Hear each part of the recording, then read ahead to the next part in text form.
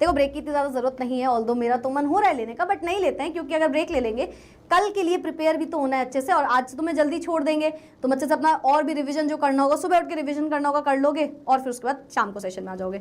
ठीक है, ठीक है, चलो तो हम केमिकल काइनेटिक्स की तरफ आगे बढ़ते हैं। केमिकल काइनेटिक्स, केमिकल का मतलब रिलेटेड टू केमिस्ट्री, काइनेटिक्स का मतलब मूवमेंट, मोशन, है ना, ऐसी ब्रांच ऑफ केमिस्ट्री जो कि डील करती है स्टडी ऑफ रिएक्शन रेट से, है ना, किस रेट से कोई चीज हो रही है, दैट इज काइनेटिक्स। ठीक है, दैट इज काइनेटिक्स। तो केमिकल काइनेटिक्स, है ना, कोई रिएक्शन कितनी फास्ट हो रही है, कितनी स्लो हो रही है, कैसे हो रही है, इसके बारे में हम जानते हैं।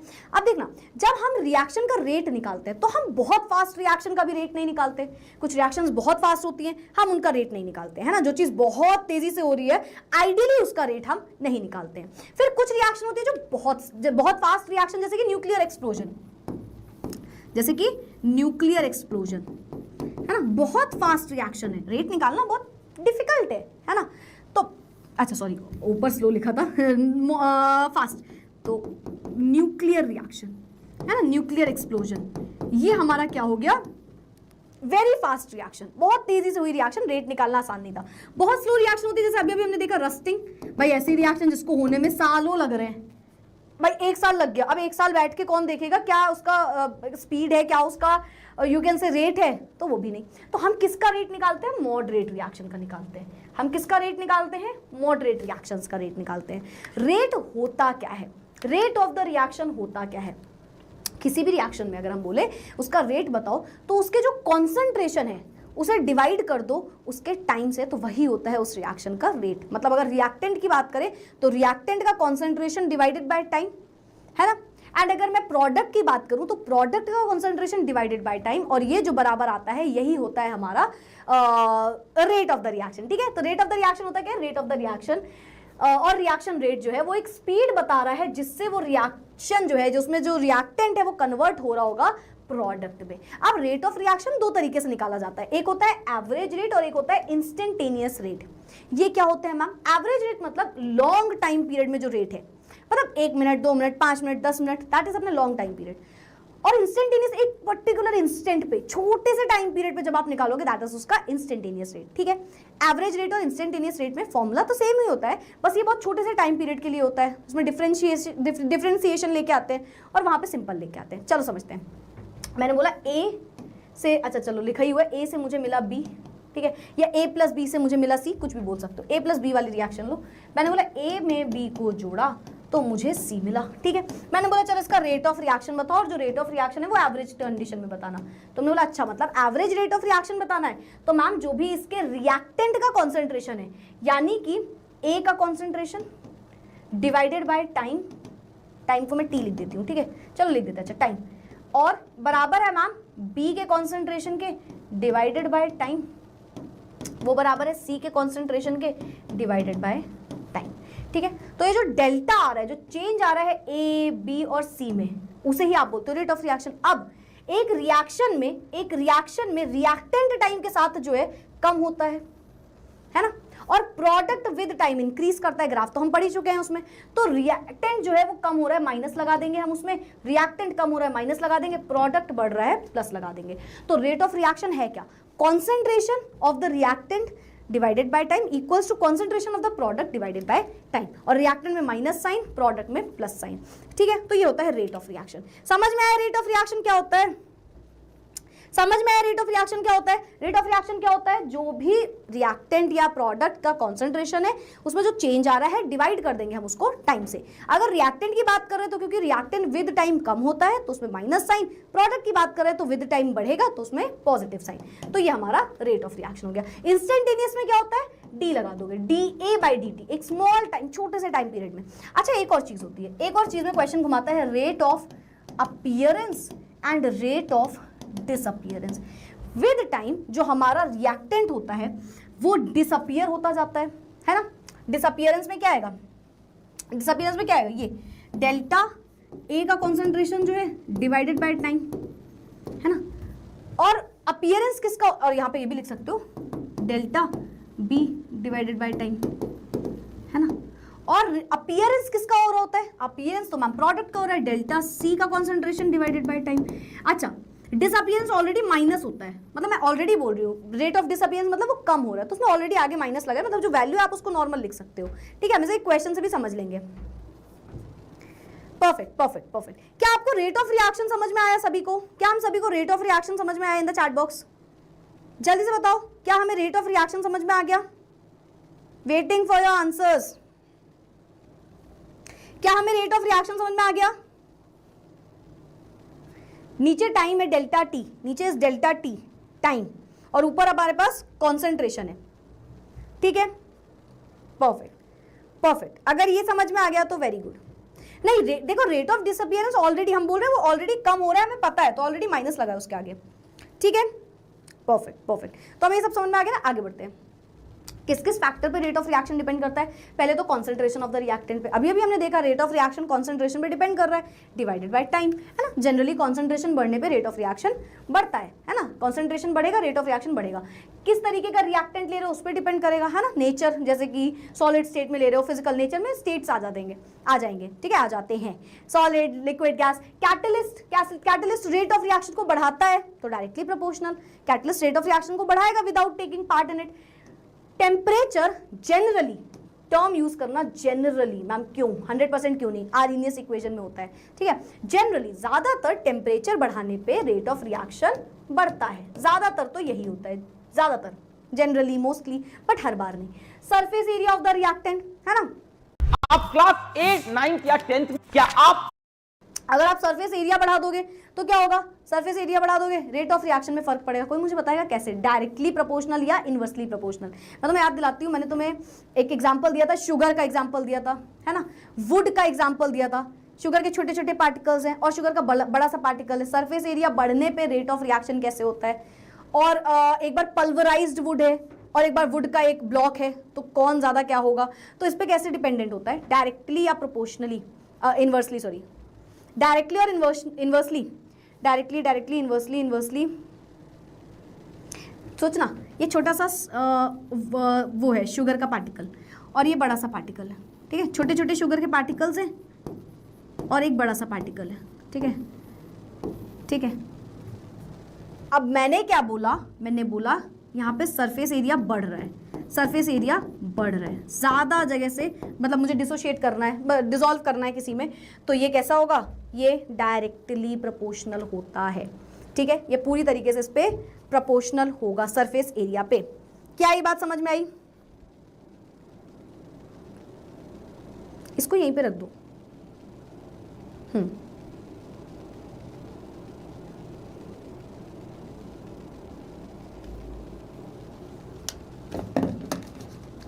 Just give me a minute. बाकी वो ठीक है, हाँ। तो ये कैसे होता है? ये डायरेक्टली प्रोपोर्शनल होता है। ये कैसा होता है? ये डायरेक्टली प्रोपोर्शनल होता है। क्या हमें बात समझ में आ गई? Rate of reaction is directly proportional. Very good, speed बढ़ जाएगी। ठीक है, परफेक्ट, स्पीड बढ़ जाएगी उसकी। चलो, प्रेजेंस ऑफ सनलाइट पे डिपेंड करता है। प्रेजेंस ऑफ सनलाइट ज्यादा है, सॉरी सनलाइट ज्यादा नहीं, जैसे कोई रिएक्शन होती है जो सनलाइट की प्रेजेंस में हो रही होती है तो उस पर डिपेंड करेगा, फास्ट हो जाएगी रिएक्शन। कोई नहीं डिपेंड करता तो उससे फर्क नहीं पड़ेगा। फिजिकल स्टेट मैंने आपको बताई दिया। आगे बढ़ते हैं। नेक्स्ट क्या है हमारे पास? Rate law. नेक्स्ट क्या है हमारे पास? Rate law. अब रेट लॉ क्या होता है? देखो, हमने बोला कि ए और बी से हमें प्रोडक्ट मिल रहा है, सपोज कर लो। ठीक है, अब मान लो ए और बी से हमें प्रोडक्ट मिल रहा है। रेट लॉ क्या कहता है? ये वो एक्सप्रेशन है जो कि हमें बताएगा रिएक्शन रेट के बारे में। ठीक है, given terms of molar concentration में, यानी कि जो हमारा रेट लॉ है वो बोलता है R इज इक्वल्स टू, अगर ये रिएक्शन है तो K, A का जो कॉन्सेंट्रेशन है उसकी पावर X और जो B का कॉन्सेंट्रेशन है उसकी पावर X, ये दोनों क्या है? दोनों रिएक्टेंट है, as you can see in that reaction, है ना। और ये X और Y क्या है? X और Y क्या है? अब कई बार क्या होता है ना, हमें X और Y की जगह लिख के आ जाते हैं A और B जो वहां पे लगा है ma'am, stoichiometric coefficient. But remember this X and Y are not stoichiometric coefficient. Ma'am can it ever be stoichiometric coefficient? Answer is yes, हो सकता है। देखो ये ना एक्सपेरिमेंटल वैल्यू है, दीज वैल्यूज आर डिटरमाइंड या ऑब्जर्व एक्सपेरिमेंटली वैल्यू निकलती है भाई। ये वाली हमारी जो ये वैल्यू निकलती है एक्सपेरिमेंट से निकलती है, तो हम कहेंगे ये ए और बी के हमेशा बराबर नहीं होगी। हो सकता है, कंडीशन हो सकती है कि जब हमने एक्सपेरिमेंटली निकाला तो जो एक्स और वाई है वो ए और बी के ही बराबर आ रही है।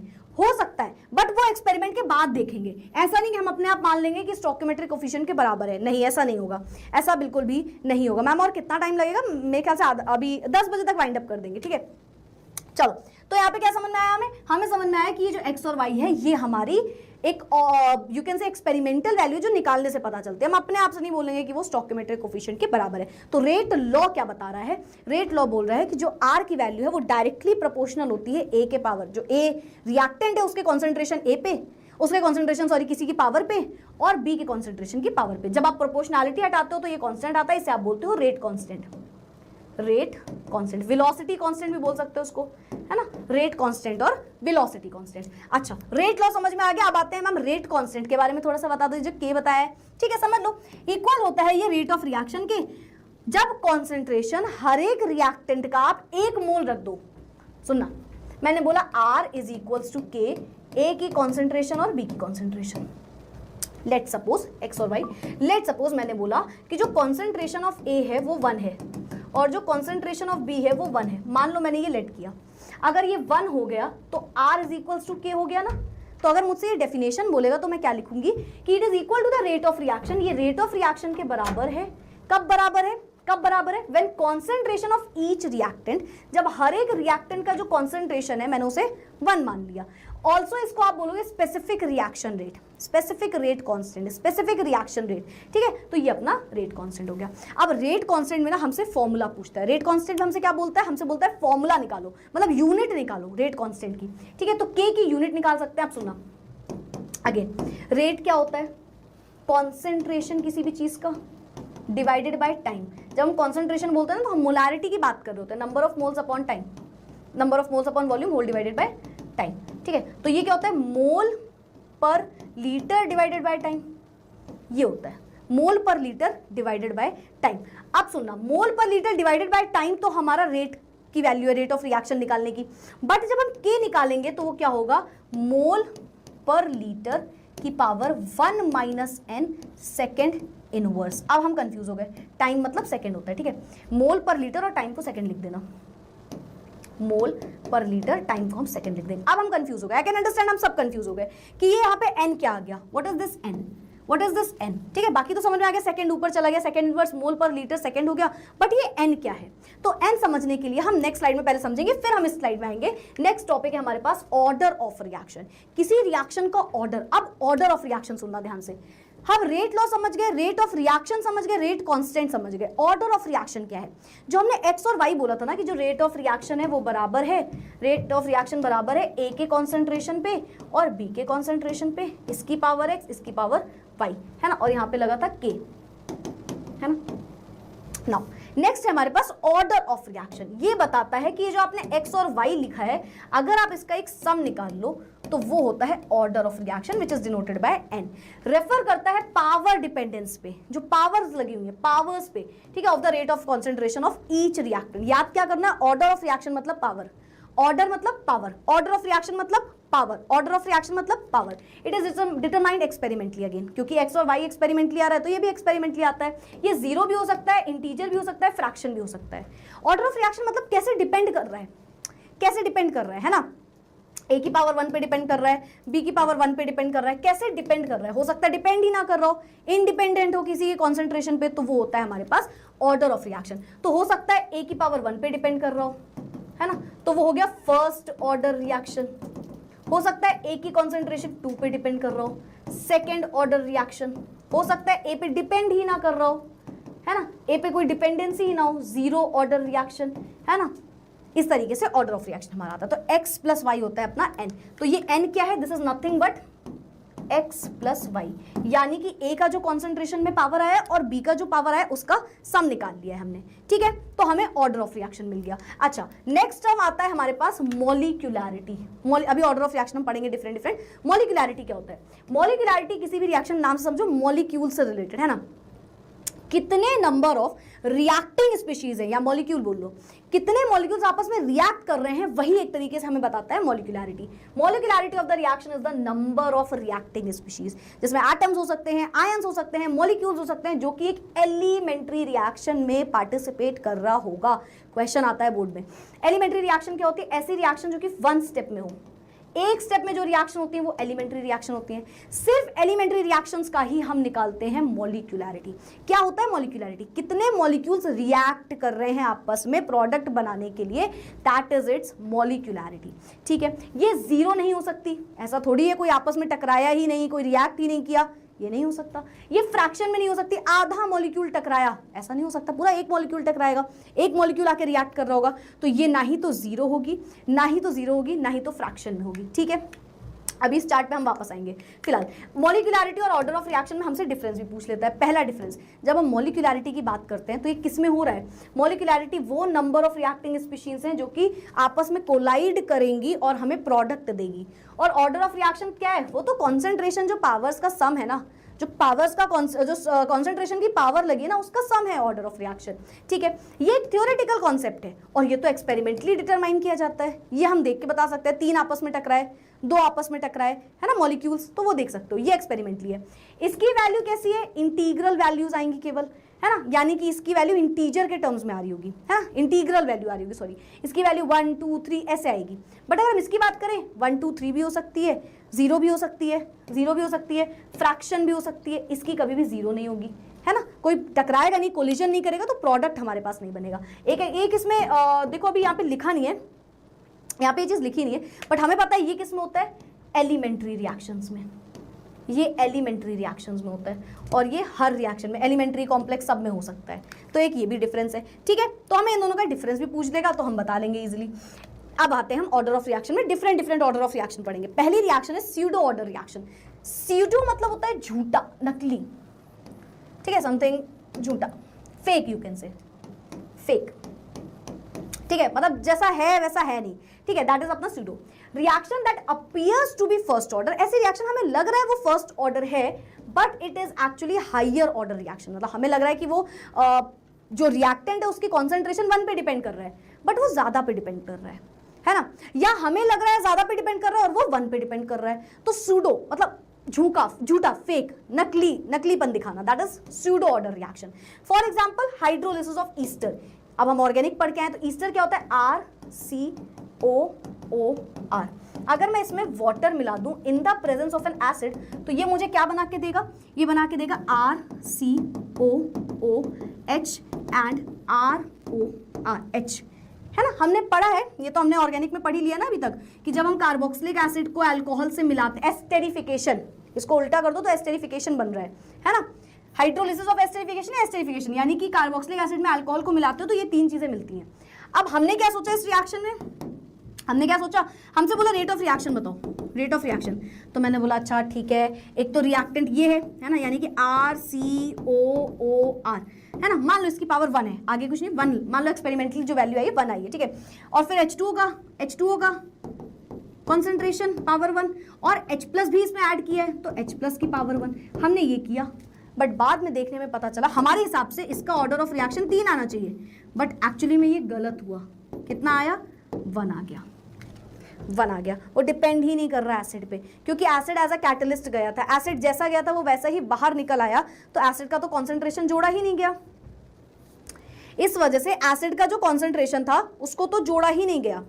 तो हमें लगा जैसे ये 3 ऑर्डर है, ऑर्डर ऑफ रिएक्शंस का 3 है, बट ये 1 है। अच्छा, कोई बोल रहा है वाटर जो है, वाटर भी इफेक्ट नहीं किया। वाटर इतना एक्सेस में था, याद रखना, कभी भी ऑर्डर ऑफ रिएक्शन हम निकालते हैं तो जो बहुत एक्सेस में हमारे पास प्रेजेंट होता है उसका नहीं लिया जाता कभी भी, ठीक है। बहुत एक्सेस में जो होता है नहीं होता, it will not affect as it is in the very excess, बहुत ज्यादा में डिपेंड, बहुत ज्यादा इसका यू कैन से एक्सेस में प्रेजेंट है ये, तो ये भी नहीं माना जाएगा, और ये एज अ कैटलिस्ट चला गया। तो स्यूडो ऑर्डर रिएक्शन, हमें लगा ऐसा डिपेंड कर रहा होगा, बट जो एक्सेस में उस पर डिपेंड नहीं करता, ठीक है। तो इस पे नहीं किया, और वो अपना कैटलिस्ट है, जैसे गया था वैसे बाहर भी निकल आया, तो उस पर भी डिपेंड नहीं हुआ। तो these are pseudo order reaction, ठीक है। Where one reactant is present in such a large excess, एक तो बहुत ज्यादा अमाउंट में प्रेजेंट है, that the concentration remains essentially constant. इतना ज्यादा कि रिएक्शन जो है उसमें ये इसका कॉन्सेंट्रेशन कॉन्स्टेंट है, इसका इतना ज्यादा एक्सेस में ये है कि कॉन्सेंट्रेशन हमेशा कांस्टेंट है थ्रू आउट द रिएक्शन, तो making the rate dependent only on the concentration of the other reactant, तो सिर्फ इस पर डिपेंड कर गई चीजें, ठीक है। तो ये हो गया स्यूडो ऑर्डर रिएक्शन, ये हो गया सीडो ऑर्डर रिएक्शन। चलो थम्स अप कर दो अगर ये भी क्लियर है। सुक्रोज का भी आप कर सकते थे, वो भी सेम रिएक्शन दिखाएगा। क्या हमें ये भी क्लियर है? क्या हमें ये भी क्लियर है? जल्दी से चैट बॉक्स में थम्स अप आ जाए मेरे पास।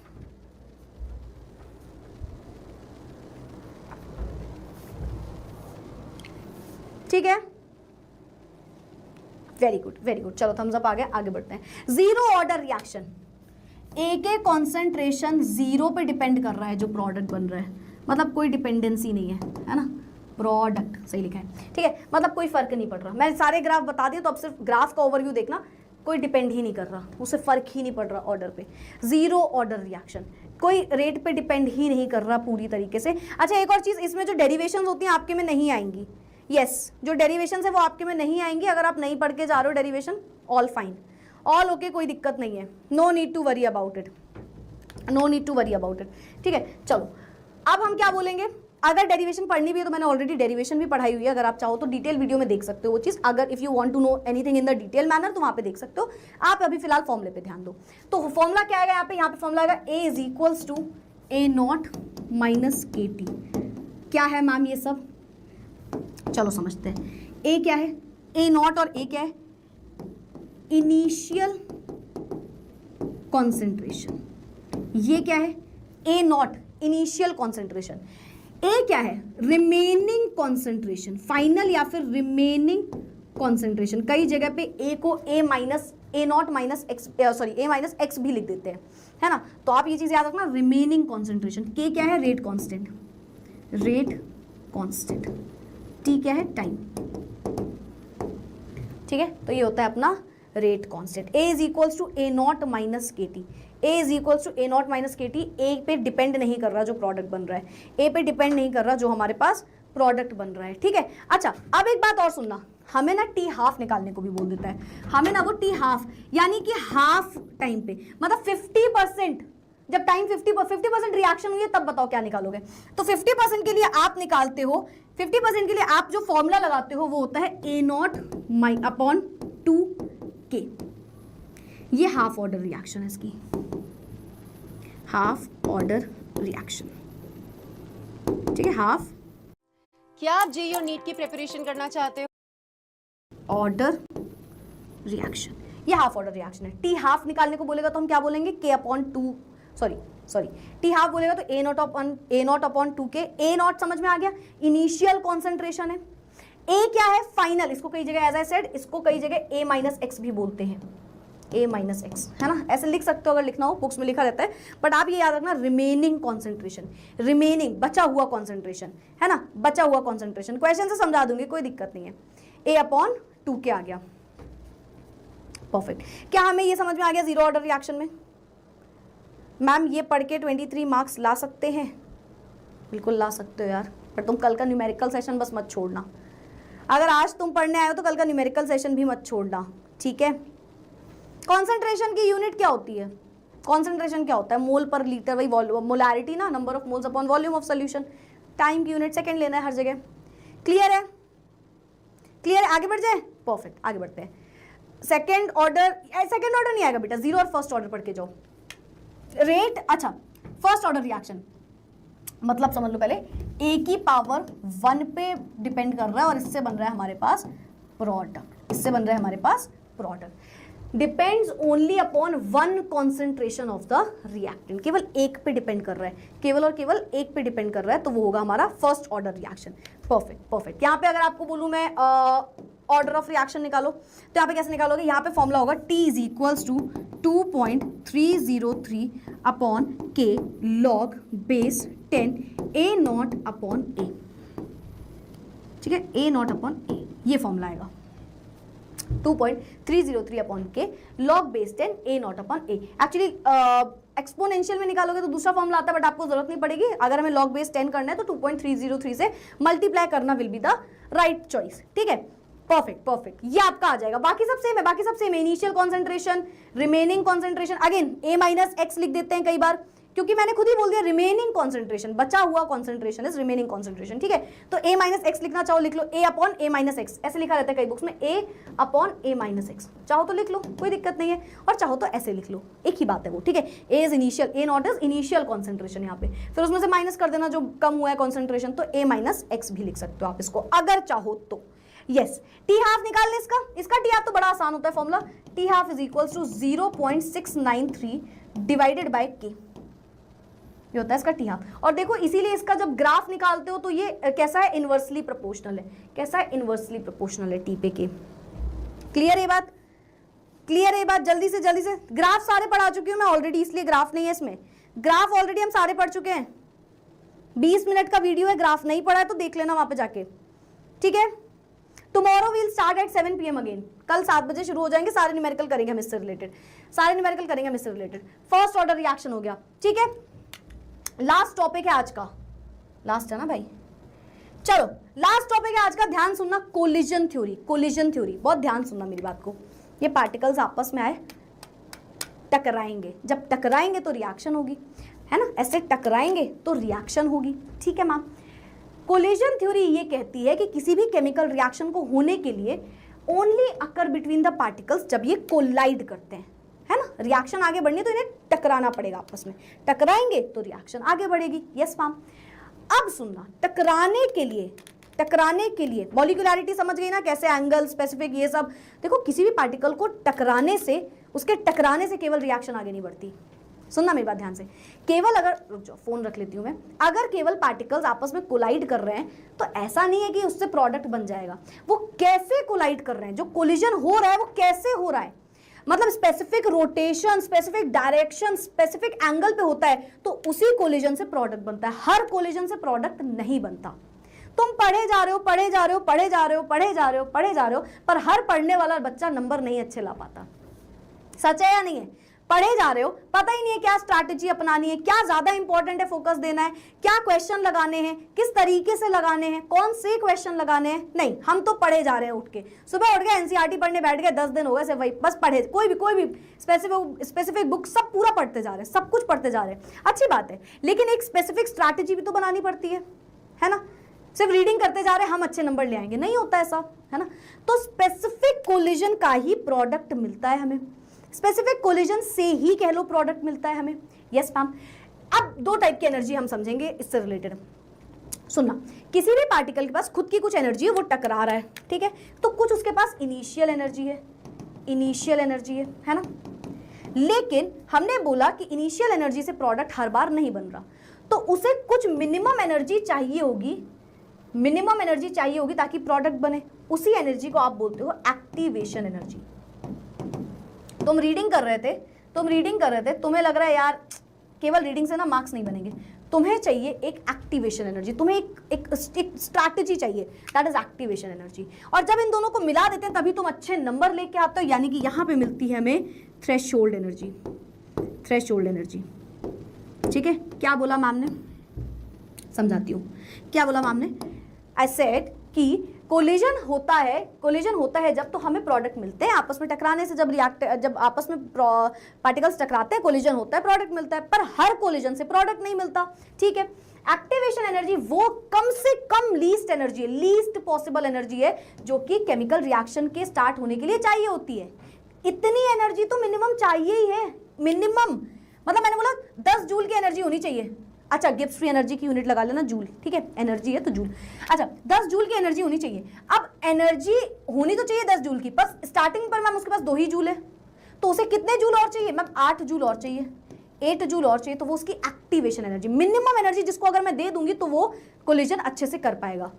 तो और इन दोनों को जोड़ोगे तो जो ओवरऑल एनर्जी है दैट इज थ्रेशोल्ड एनर्जी। वापस से ये आपस में टकराने वाले थे और प्रोडक्ट बनाने वाले थे, देखा कि भाई इनके अंदर तो इतनी ताकत ही नहीं है, टकराए तो पर इतने अच्छे से नहीं टकराए, है ना, अच्छे से, मतलब स्पेसिफिक एंगल, स्पेसिफिक ये वो नहीं हुआ, तो हमने बोला ठीक है इतना ज्यादा अच्छे से नहीं हुआ तो प्रोडक्ट नहीं बनेगा। अब अगर प्रोडक्ट नहीं बनेगा तो मैम कैसे इसका प्रोडक्ट बनवाए, तो तो इसमें मिनिमम कुछ एनर्जी और देनी है, पहले तो कुछ थोड़ी सी है इसके पास, अब थोड़ी सी और दे देंगे तो फिर ये स्पेसिफिक कोलिजन कर पाएगा अच्छे से। तो वो जो एनर्जी थी वो एक्टिवेशन एनर्जी। अब मैं पूछूं तुमने एक्टिवेशन एनर्जी दे दी, अब बताओ इसकी एनर्जी कितनी है? तुमने बोला मैम अब इसकी एनर्जी जो है वो कोलिजन के लिए चाहिए होती है, तो यानी कि वो हो गई उसकी थ्रेशोल्ड एनर्जी। क्या हमें ये तीनों चीजें समझ में आई? थ्रेशोल्ड एनर्जी रीड भी कर लो। Threshold energy is the minimum energy must be possessed by a reacting molecule, जो कि होनी चाहिए जिसकी वजह से वो इफेक्टिव कोलिजन दिखा रहा होगा। क्या हमें तीनों लाइन समझ में आ गई? क्या हमें तीनों कोलिजन समझ में आ गए? चैट बॉक्स में थम्स अप आ जाए जल्दी से, ठीक है। अच्छा एक ग्राफ से समझना, वैसे तो ग्राफ समझा चुके हैं बट इसमें एक बार और सुन लो। एक साइड मैंने नंबर ऑफ मॉलिक्यूल्स लिए, फ्रैक्शन ऑफ मॉलिक्यूल्स जो टकराने वाले हैं। इस ग्राफ को बहुत लोग गलत समझ लेते हैं, मैं समझाती हूँ। एक एनर्जी, एक साइड हम एनर्जी लेते हैं, ठीक है, मतलब यहाँ पे 10 जूल, 20 जूल, 30 जूल, 40 जूल ऐसे एनर्जी लगी हुई है। लोगों को लगता है कि यहाँ पे ना मैम सबसे ज्यादा एनर्जी है पार्टिकल्स के पास, नहीं, गलत मतलब है। ऊपर number of fraction of molecules है, नीचे एनर्जी है। अब तुम सुनना ध्यान से, ये फ्रैक्शन ऑफ मॉलिक्यूल्स है, मतलब 100 में से इतने फ्रैक्शन, इतने मॉलिक्यूल्स जो है वो ये रिएक्शन वो टकरा रहे हैं, कोलिजन कर रहे हैं, ठीक है। ये फ्रैक्शन ऑफ मॉलिक्यूल्स है, 0.1, 0.2, मतलब 100 में से इतने, 100 में से एक है ना, 100 में से 2। तो हमने ये देखा मैक्सिमम मॉलिक्यूल्स है जिनकी ये एनर्जी है, नहीं, गलत। हमने ये देखा मैक्सिमम मॉलिक्यूल्स हैं यहां पे इतनी एनर्जी पे, मतलब ऐसा नहीं कि ये सबसे ज्यादा एनर्जी इस साइड है, एनर्जी इस साइड है। इतने पार्टिकल्स हैं जिसकी एनर्जी यारी मान लो 10 जूल, 20 जूल, 30 जूल, 40 जूल, तो 100 में से 60 पार्टिकल्स हैं जिसकी एनर्जी ये आ रही है। बट क्या ये एनर्जी जरूरी है? क्या इस एनर्जी से कोलिजन होने के बाद प्रोडक्ट मिलेगा? नहीं, एनर्जी इतनी होनी चाहिए। मान लो इतनी एनर्जी, मैं इसको समझाती हूँ तुमको, एक वैल्यू से ही समझाती हूँ। मान लो यहाँ पे 20 जूल, ठीक है, यहाँ पे है 15 जूल, यहाँ पे है 10 जूल और यहाँ पे है 5 जूल, यहाँ पे 0, ठीक है। मैक्सिमम पार्टिकल्स के पास मान लिया यहाँ पे फ्रैक्शन ऑफ पार्टिकल्स है, ये वाली एनर्जी है, ये वाली। और मैम अगर इतनी एनर्जी चाहिए, मैम इतनी जिसके पास एनर्जी है ना वो कोलिजन कर सकता है, हमने बोला उसका इफेक्टिव कोलिजन होगा। इतनी एनर्जी वाले पार्टिकल्स जो है मैम, बस हमने बता दिया वही आगे निकल पाएंगे। जिनके पास इतनी एनर्जी है ना, बस वही इफेक्टिव कोलिजन दिखा के यू कैन से रिएक्शन करेंगे और प्रोडक्ट बनाएंगे। तो ठीक है, तो हमने क्या बोला, अच्छा ये जो रिएक्शन, ये जो कोलिजन थ्योरी है, अभी आप आगे समझोगे आर्हीनियस इक्वेशन, है ना, अभी आप आर्हीनियस इक्वेशन समझोगे उसमें भी। तो हमने जब टेम्परेचर बढ़ाया, हमने देखा वैसे जनरली तो होता है ना, टेम्परेचर बढ़ रहा है। टेम्परेचर से क्या होता है, टेम्परेचर बढ़ेगा, कोलिजन बढ़ेगा। तो हमने देखा पहले इतने पार्टिकल्स थे हमारे पास, ये वाले इतने, ये ग्राफ है। अब इसको ज़्यादा हौच-पौच ना करते, इसको हटा दो। पहले मैम ये वाले पार्टिकल्स थे, है ना, इतने पार्टिकल्स के पास एनर्जी थी जो कि प्रोडक्ट बना रहे थे। हमने टेम्परेचर बढ़ा दिया मैम, थोड़े से पार्टिकल्स बढ़ गए, इतने पार्टिकल्स हो गए जिनके पास ये एनर्जी है, ठीक है। हमने ये एक्टिवेशन एनर्जी थी। एक्टिवेशन एनर्जी समझते हो क्या होता है, क्या पता है? मिनिमम एनर्जी जो तुम दे दोगे तो वो इफेक्टिव कोलिजन कर सकता है। तो इतनी एनर्जी वाले पार्टिकल हमने बोला आगे बढ़ेंगे भाई, वही इफेक्टिव कोलिजन दिखाएंगे। ज्यादातर पार्टिकल्स के पास इतनी एनर्जी थी, ये वाली, बट वो जरूरी नहीं है, जरूरी तो आगे एनर्जी आगे बढ़ रही है ना, इतनी एनर्जी चाहिए थी इफेक्टिव कोलिजन दिखाने के लिए। तो जैसे जैसे आगे बढ़ेगा वैसे वैसे हमें इफेक्टिव कोलिजन दिखता है। अभी समझ में आया इसका मतलब? अभी समझ में आया? इसका मतलब समझ में आया? Moles with this energy will not have enough energy to react. ऊपर जो पार्टिकल्स देख रहे हो, ज्यादातर पार्टिकल्स की उतनी एनर्जी है, पर उतनी एनर्जी नहीं चाहिए, उससे ज्यादा एनर्जी चाहिए इफेक्टिव कोलिजन के लिए। तो आगे एनर्जी दिखा रहे हैं हम। तो पहले कम पार्टिकल्स थे, हमने थोड़ा सा टेम्परेचर बढ़ाया तो ज्यादा पार्टिकल्स हो गए। यही होता है हमारा, यहीं से स्टार्ट होता है हमारा इफेक्टिव कोलिजन में Arrhenius equation. Arrhenius equation describe करता है रिलेशन बिटवीन जो भी रेट ऑफ रिएक्शन है, जिसमें हम बोल रहे थे जनरली टेम्परेचर बढ़ाने पे बढ़ता है, ये उसके बारे में बताता है। वैसे तो बताता है हर बार हर कॉन्सेंट्रेशन एक के बाद एक में 10 डिग्री टेम्परेचर पे चेंज आता है, ठीक है। तो वो वैसे पुरानी हो गई, तो अभी ये थ्योरी पढ़नी है। And the temperature for many physical and chemical reaction. तो ये अगर आपसे कोई पूछा आर्हीनियस इक्वेशन क्या बताता है, बोला रेट ऑफ रिएक्शन को टेम्परेचर से हमें बताता है रिलेशन, ठीक है।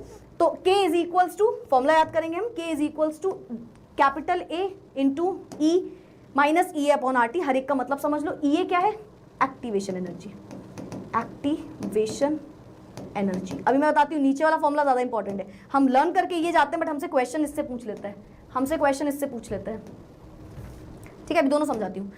ये क्या है? Activation energy. R क्या है? गैस कांस्टेंट 8.314 वाली वैल्यू, 314, ठीक है।